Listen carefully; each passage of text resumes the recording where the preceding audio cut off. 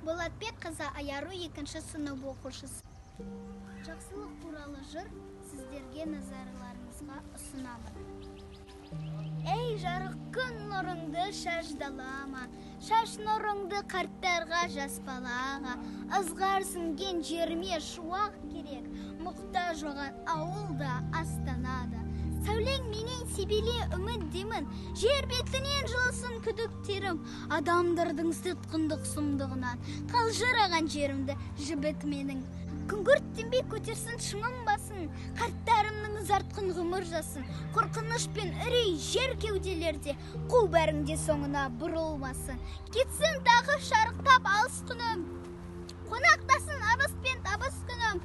Ұл қыздары көтерсін қол ұстасып, қазағымның елдік пен намыс туын.